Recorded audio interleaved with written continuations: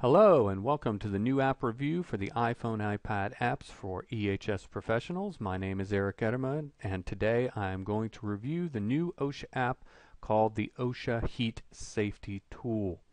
This is a simple and basic app created by the Occupational Safety and Health Administration, and it's meant to help protect businesses or businesses protect their employees better in hot weather. Now as we open up this app, you'll see that the tool is not designed really for the iPad. You have at the corner here the 1X and 2X, which shows you that it's really designed for the iPhone.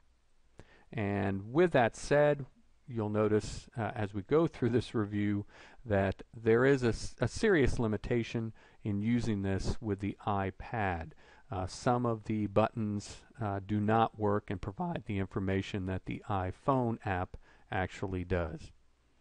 So with this app, there's two basic sources of information for the data, either user provided or provided from local weather data. So we'll do first the user provided. When you open up the app, you come up to the Heat Safety Tool. At the top, you'll notice there's a temperature box and a humidity box with a calculate button. We can go ahead and provide our own temperature. Let's say it is 95 degrees Fahrenheit outside and that the humidity is at 58%. And if we hit calculate, you'll notice it does it pretty quick. You get a heat index level of 111.4 degrees Fahrenheit. That is the what it feels like temperature, not the actual temperature. And it gives us a risk level of high. And with this tool, what is meant is, with a high risk level, you should be able to tap precautions and be able to see what are the precautions for this risk level. But unfortunately, as I said, with the iPad, this part of the function does not work. So that is clearly a limitation. If you're using the iPad or want to use the iPad for this, you may not want this application or this app. So if we do push the precautions on an iPhone, what you'll see there is information such as water and shade, emergency planning and response, work and rest, training, and watching out for heat illness. Very good information, but unless you have an iPhone, it's not really going to be handy for you. Let's go back to the rest of this heat safety tool. There are two buttons on the bottom of the page. You've got the Get Current and Get Today Max. So let's go ahead and get current. And we get a notification here, which sometimes seems to occur. There we go. Probably another bug in the program.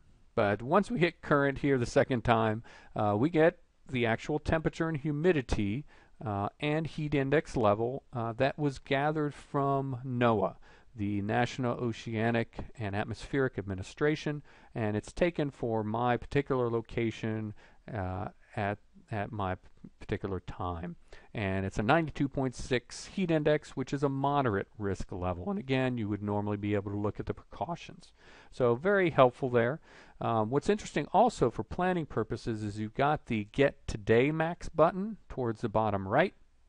If you tap on that, this is really for planning purposes, that beginning of the day or possibly the day before, you could start planning on what kind of precautions might need to be taken, what supplies you might need for maybe a work crew that's going to be outside, and it's just giving you the estimated maximum heat index and what the risk level might be. And as you see in this case, it is a forecast, so it's not always correct. With this Get Today Max, we have a heat stress or heat index of 91.5 degrees Fahrenheit. But as you see when we hit Get Current, you actually already have a much greater heat index level. If it'll work for us here. There it is. Heat index is actually today of 92.6, so it's actually exceeded the max that was forecast. The last thing to show you on this is the More Info button at the very bottom right. And again, this is a limitation for the iPad. We can see these 5 topics or tabs at the top. But for the iPad, if we touch on signs and symptoms, it just does not work for us. It will work on an iPhone, so please use this app on an iPhone, not the iPad, especially if you want the full capabilities of it. But what is in the signs and symptoms? Basically, you'll see the major heat-related illnesses and conditions, such as heat stroke, and also gives you links to the first aid that should be administered to someone experiencing these conditions. You do have a link specifically for first aid that you can go directly to.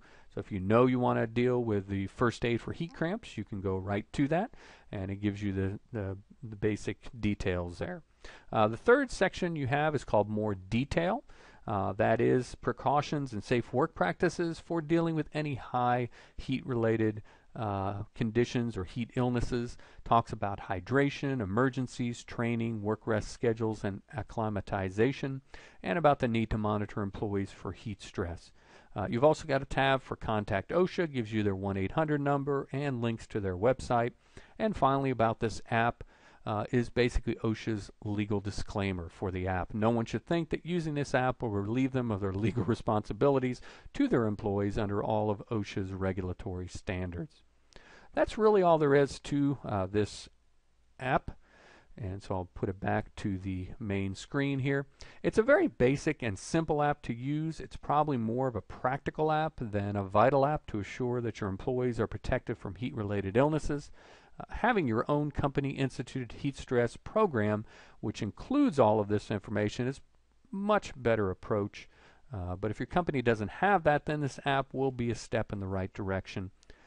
As mentioned, if you're wanting to use this on an iPad, I can't recommend it because some of the functions that do not appear to work in the iPad environment.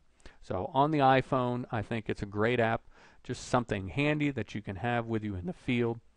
And I just thank you for taking the time to watch this video and ask that you stay tuned for more app reviews that are relevant to the practicing EHS professional.